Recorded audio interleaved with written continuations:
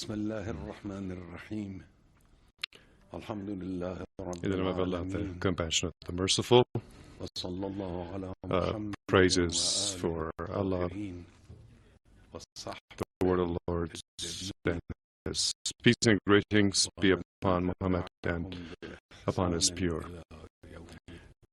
household and progeny.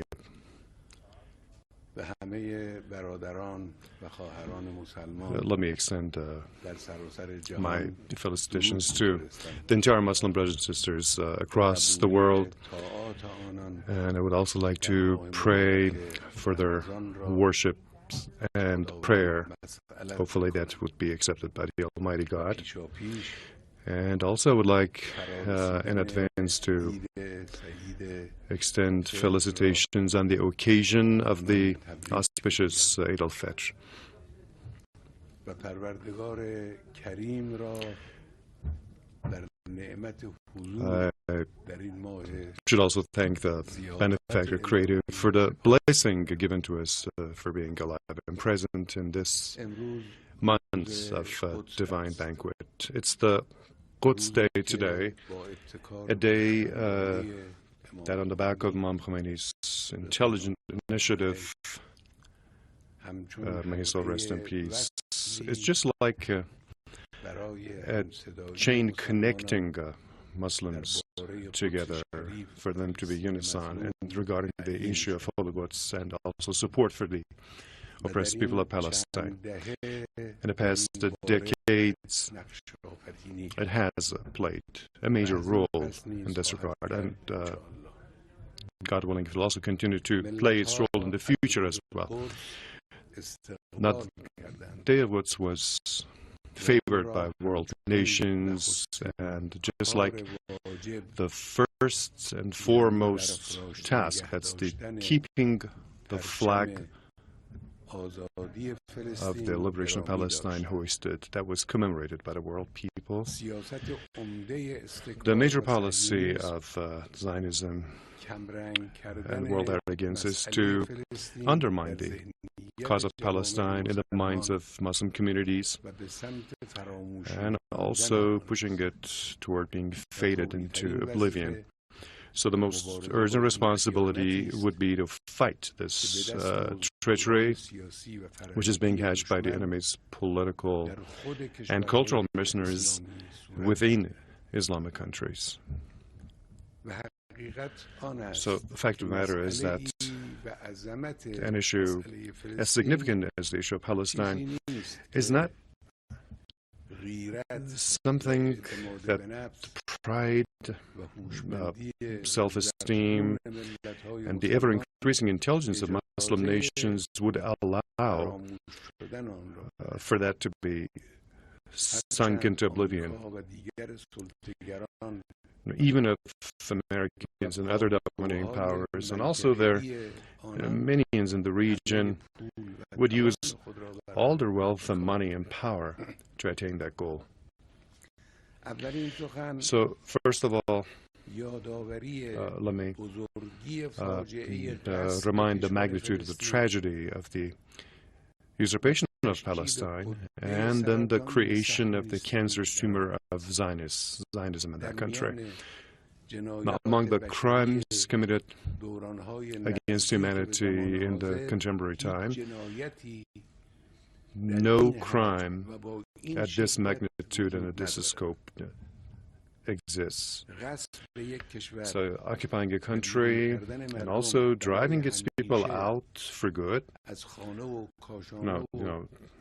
pushing them out of their fatherland and their ancestral land, and that by means of the most horrifying forms of murder, crime, destruction of farmlands, and genocide. And this has been going on for decades. This is really a new record that's set in terms of savagery and wickedness by human being.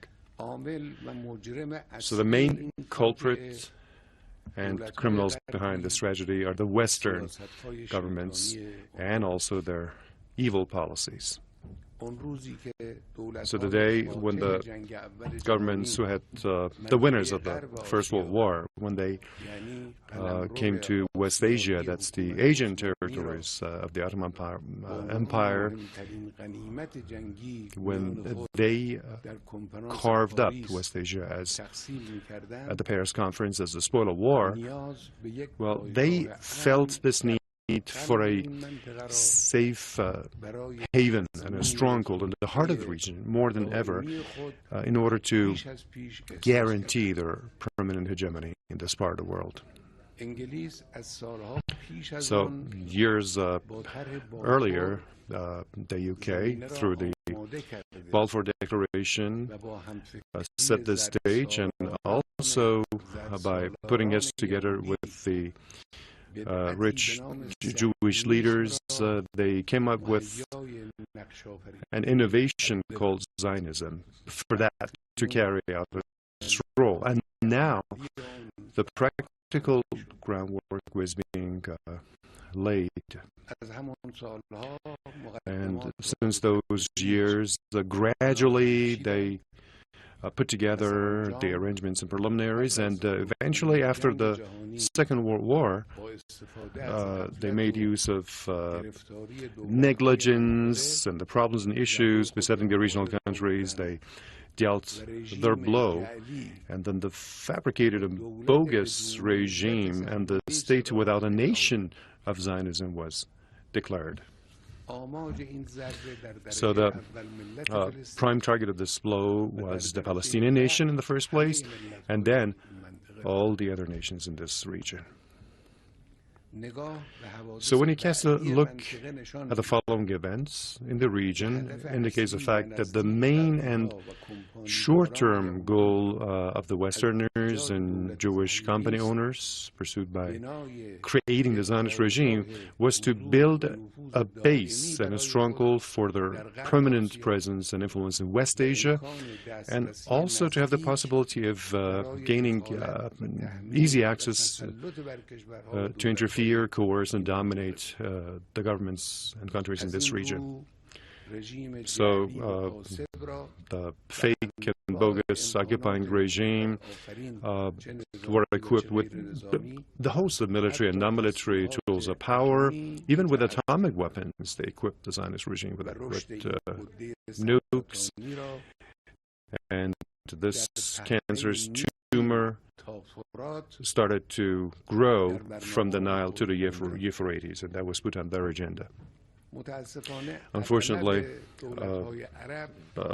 most of the Arab states, after their some initial and praiseworthy resistance, gradually they succumbed and gave up, and especially after the United States pitched in as the one in charge.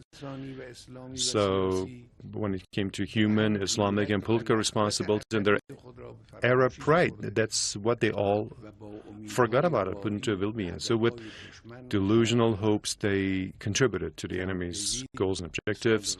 For instance, a clear example is the Camp David Agreement. This is an example of this bitter historical fact. Now, resistance groups also, after some sacrifices and struggles in their early years, they gradually were pulled to the path of unsuccessful negotiations with the occupier and its backers. So the route that could have led to the realization of the Palestinian aspiration, they just let go of that and abandoned it. So negotiations with America and other Western governments, and also negotiations with good-for-nothing international groups, were the bitter and unsuccessful experiences of Palestine. Well, holding out an olive branch at the United Nations General Assembly bore no result other than the injurious Oslo Accord, and it eventually led to the eye-opening fate of Yasser Arafat. So by the emergence of the Islamic Revolution in Iran, a new chapter was opened in the struggle for Palestine. From the very first days, that's the driving out of the Zionist elements. They regarded Iran of the Pahlavi regime to be one of their safe bases and strongholds. And then we had the assigning of the unofficial embassy of the Zionist regime to the office of the Palestinian representative, and also stopping the oil flow. There were also some other great achievements and extensive political activities. All of these measures created the emergence of the resistance front in the entire region. And their hopes grew regarding solving this issue. They flourished in their hearts. Now, with the emergence of the resistance fronts, the Zionist regime faced increasing and bigger problems, and hopefully in the future they will encounter even more problems. But the efforts of the backers of that regime, with America at the forefront, they also increasingly defended the Zionists. The emergence of faithful and young, self-sacrificing Hezbollah force in Lebanon, and also the creation of highly motivated Hamas and Islamic Jihad groups within the Palestinian borders. Well, they not only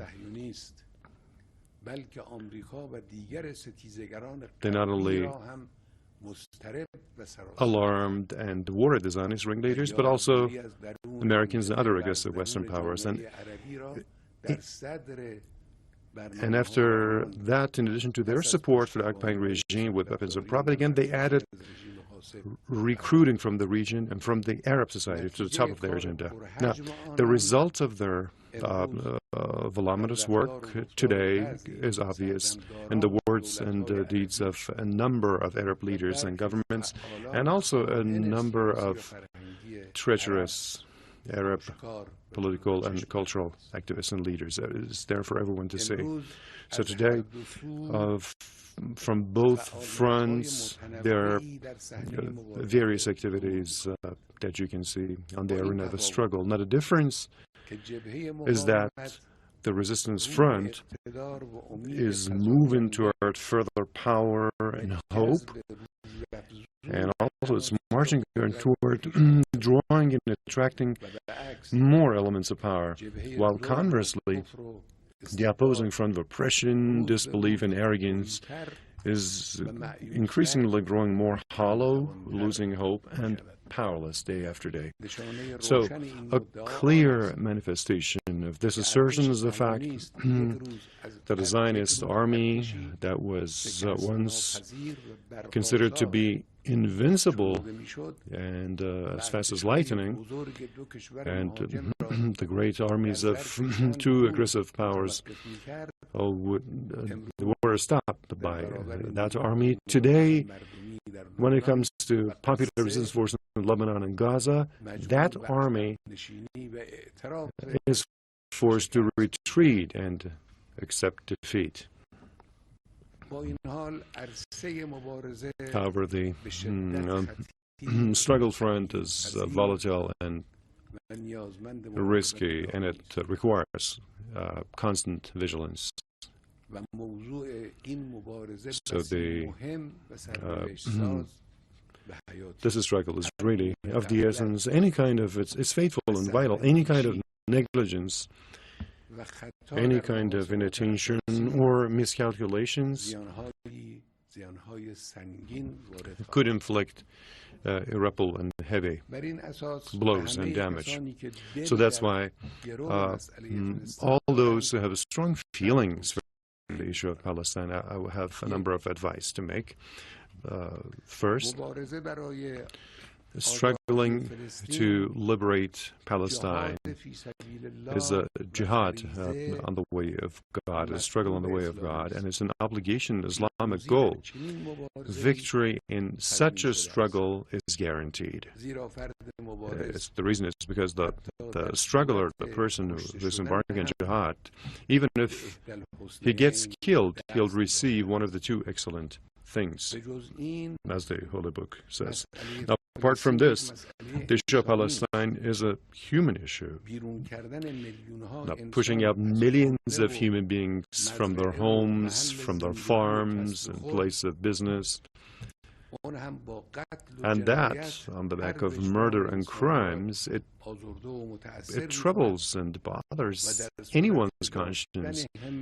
And if there is determination and courage, then it makes you, it inspires you to stand up in opposition. So confining this to merely a Palestinian issue, or at the best, let's say, an Arab issue, is a grave mistake. So, concessions made by a few Palestinian elements, or maybe rulers of a few Arab countries, those who find this a license to sidestep this Islamic and human issue, they're making a big mistake in comprehending the issue properly, and maybe they're also guilty of betrayal for distorting the truth. Now, the second point is the struggle aims to liberate the whole Palestinian land from the from the river as far as the sea, and also the repatriation of all Palestinians to their homeland, reducing this struggle to the formation of a government in just a little corner of the Palestinian land, especially in the humiliating way mentioned in the discourse and literature of the shameless Zionists. It's neither a sign of righteous struggle nor a symbol of realism. So the fact of the matter is that today there are millions of Palestinians who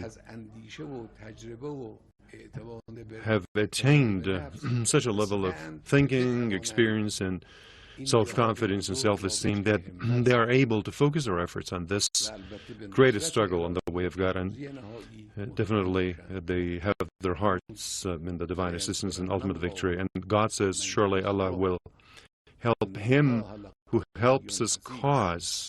Most surely Allah is strong. This is the Quranic verse. So definitely numerous Muslims throughout the world will go to their support and will share in their struggle, hopefully. The third point,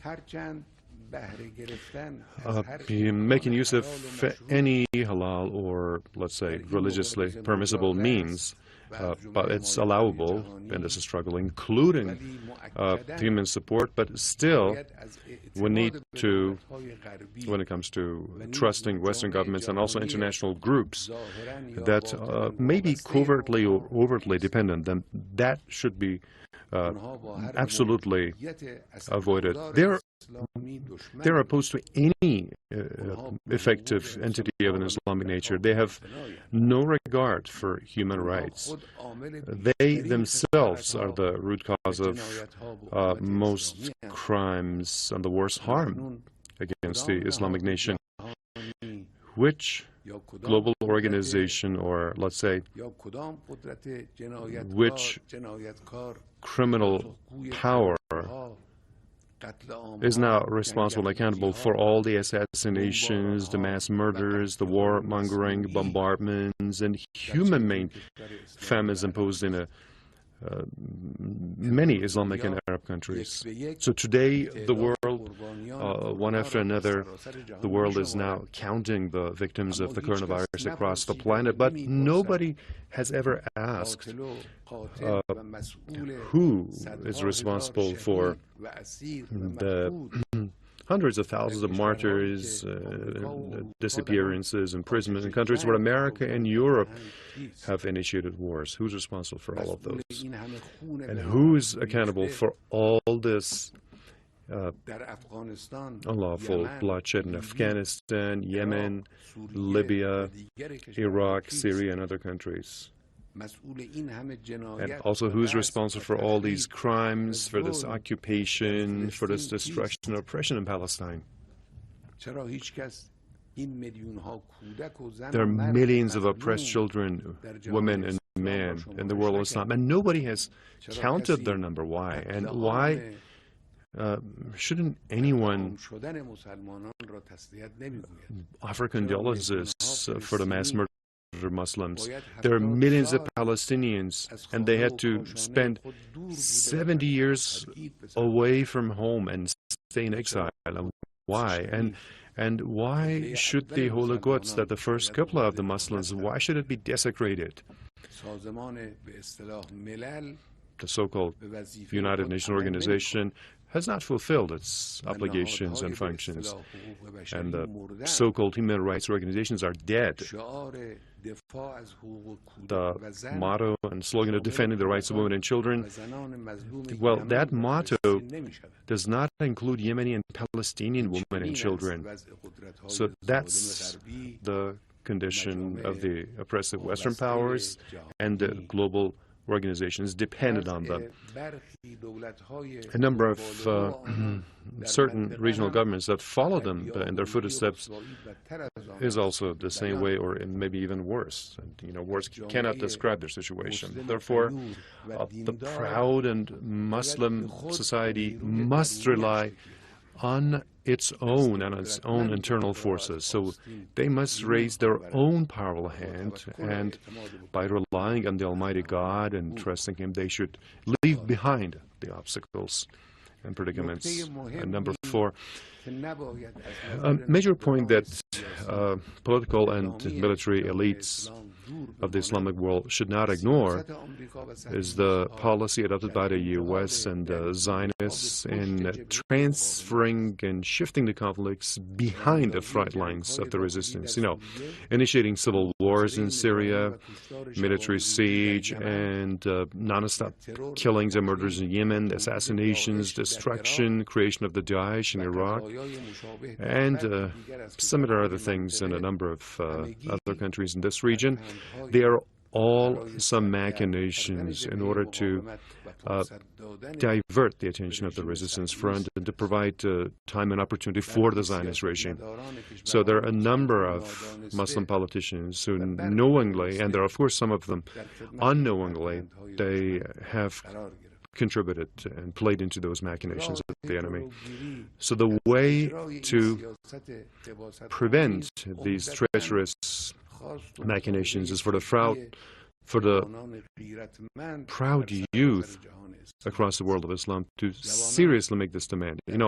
Young people in all Islamic countries, in Arab countries in particular, they should not forget the advice by the late Imam Khamenei. They should bear that in mind. The Imam said that vent all your shouts and anger at America and, of course, at the Zionist enemy. So the 5th point, the normalization of the presence of Zionist regime in the region is one of the major policies pursued by the United States of America. A number of Arab governments in the region, they act as the U.S. minions and cronies. They have been setting the stage and setting the ground for normalization, by establishing economic ties and embarking on other operations. All those efforts will go down the drain. The Zionist regime is deadly and cancerous tumor, and to detriment of this region. Definitely it will be uprooted and destroyed, and shame will go to those who put all their possibilities at the service of this policy of arrogant powers. Now there are some people who kind of try to justify this disgraceful behavior, and they argue that the Zionist regime is a reality in the region, and they forgot the fact that it's necessary to fight and destroy fatal and harmful realities That's what must be done. Today, we have the coronavirus as a reality, and all the wise people agree that it's necessary to fight it. So we have this long-lasting and age-old virus of Zionism that from now on, it will not last long, and it's on the back of the determination and faith and pride of the youth, it will be uprooted from this region. And number 6, the main advice I have is to keep up with the struggle and also to better organize the jihadi organizations and groups and for them to work together and also to expand the struggle fronts in all Palestinian territories. You know, everyone must go to the help of the Palestinian nation in this whole struggle. Everyone must contribute to the Palestinian fighters and stand behind them. Well, proudly, whatever we have in our power, we will offer on this path. So one day, we came to the conclusion that the Palestinian fighters had piety, pride, and courage, and the only problem was that they had no weapons at hand. So on the back of divine guidance and assistance, we did some planning, and as a result, the balance of power was tilted in the favor of Palestine, and today, Gaza is able to withstand the aggression of the Zionist enemy and even defeat it. So this change in the equation in the areas that are called the occupied lands, that will get the issue of Palestine even closer to the final steps. To that end, the Palestinian Authority shoulders a big responsibility. You know, when you have a savage and barbaric enemy, except through force and firm position power, you cannot do anything else. That's the way you should act. So the ground, hopefully, has been set for the brave and resistant people of Palestine. Today, the Palestinian youths are yearning for defending their dignity.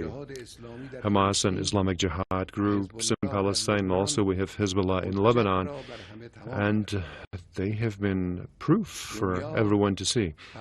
You know, the world has not forgotten, the world will not forget that day when the Zionist army shattered the Lebanese borders and marched on Beirut, or the day when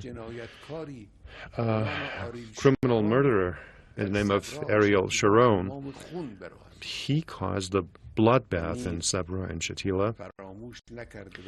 And the world has not forgotten it. The world will not forget that day when the very same army, it was pounded by Hezbollah, and it had no choice other than retreating from the Lebanese border and also admitting defeat after sustaining heavy casualties. So that's what, you know, but when you're well equipped and when you're acting from a position of power, that's what it means, you know. So now you can allow the European government, which for the sale of chemical weapons to the Saddam regime, they should feel ashamed of this. And now we have, they designate the Hezbollah as illegal. Illegal is a regime like America that creates Daesh, and a regime like the European government whose chemical agents took the lives of thousands of people in Dubana in Iran and Halabja in Iraq. So the seventh point, my final word, Palestine does belong to the Palestinians, and it should be administered as they wish to. So the referendum, you know, all the Palestinian religions and faiths and ethnicities, this is what we have suggested since 2 decades ago. This is the only solution to the challenges which Palestine is facing today and also in the future. Now, this plan indicates the fact that the claim of anti-Semitism, fighting anti-Semitism that the Western countries are repeating time and again, during which our Qasem Soleimani, endeared Qasem Soleimani, is not present. So for his soul to be happy, we'll recite verses of the Hamd verse together.